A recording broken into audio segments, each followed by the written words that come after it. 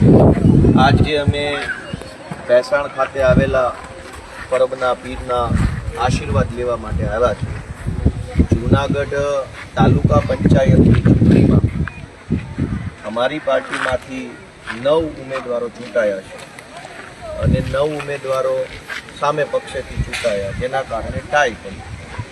Tie પડવાના કારણે કોઈ પણ પક્ષની બહુમતી ન આવી એવો સંજોગ ઉપસ્થિત થતા આ અમારા બધાય ઉમેદવારોએ એવો નિર્ણય કર્યો કે આપણે પરબના પીરને માથું ટેકાવી અને એક સોગંદ લઈએ, ટેક લઈએ કે જનતાએ જે આશીર્વાદ આપ્યો છે, જનતાએ જે ભરોસો મૂક્યો છે અને જનતાએ જે 5 વર્ષ માટે જવાબદારી સોંપી છે કે જવાબદારીમાં ક્યાંય કાચા ન પડીએ, પાછા ન પડીએ, એવા આશીર્વાદ લેવા માટે બધા આવ્યા છે.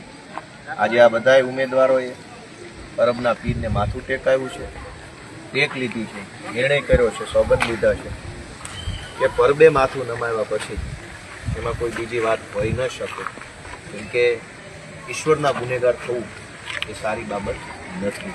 અને એટલે એ બધાએ આટલો સહકાર આપ્યો, હા બધાએ સહકાર આપ્યો એ બદલ પહેલાં તો બધા અમારા ઉમેદવારોનો ખરેખર હૃદયપૂર્વક આભાર વ્યક્ત કરું છું, કેમ કે અત્યારે સમય એટલો બધો મુશ્કેલ છે કે જનતા પોતે પણ ક્યાંક હતાશ થાય છે અને એવા મુશ્કેલ સમયમાં બધાએ સાથ આપ્યો છે તો બધાનો આભાર માનું છું. અને તમારે કાંઈ પણ કહેવાનું બધા પોતાનું હું વડાલ તાલુકા પંચાયત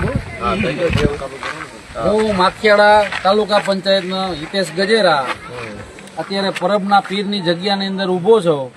એના હમ ખાઈને કહું છું કે હું જેટલું બનશે એટલું આમ આદમીને સપોર્ટ કરીશ અને કોઈને વહેમમાં આવીને બીજી પાર્ટીમાં કોઈ પણ જવાની કોશિશ નહીં કરું અને હું કાયમી માટે આમ આદમી પાર્ટીમાં રહીશ.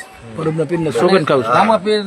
પરબના પીરના અને અમારા સુરાપુરા કાના બાપા છે એના હમ ખાઈને કહું છું કે હું કોઈ પણ પાર્ટી આવશે એને હું કોઈ પણ કઈ કાર્ય કરવાનો નથી. આમ આદમી પાર્ટી જોડાયેલ છો ને જોડાયેલ રહેવાનો છો, જનતા સાથે રહેવાનો છો.